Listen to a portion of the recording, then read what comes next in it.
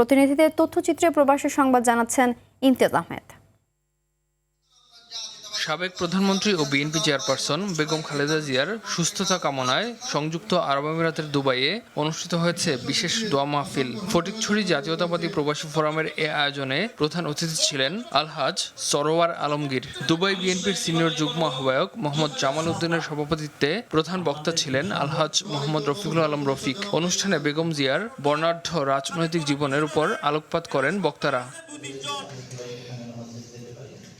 আন্তর্জাতিক অভিবাসী এবং জাতীয় প্রবাসী দিবস 2025 উপলক্ষে কুয়েতে অনুষ্ঠিত হয়েছে আলোচনা সভা ও সাংস্কৃতিক সন্ধ্যা। অনুষ্ঠানে সভাপতিত্ব করেন কুয়েতে নিযুক্ত বাংলাদেশের রাষ্ট্রদূত মেজর জেনারেল অবসরপ্রাপ্ত সৈয়দ তারেক হোসেন। কাউন্সিলর শ্রম এস.এম. সাইফুর রহমানের উপস্থাপনায় প্রধান উপদেষ্টা সহ অন্যান্য উপদেষ্টা মণ্ডলীর বাণী পাঠ করেন brigadier general Rakibul Karim Chowdhury, councillor ও দূতালয় প্রধান মোহাম্মদ মনিরুজ্জামান। বৈধ পথে রেমিটেন্স প্রেরণের মাধ্যমে বাংলাদেশের অর্থনীতি গুরুত্বপূর্ণ অবদান রাখার স্বীকৃতি স্বরূপ 2 ব্যক্তি ও 2টি প্রতিষ্ঠানকে পুরস্কৃত করা হয়।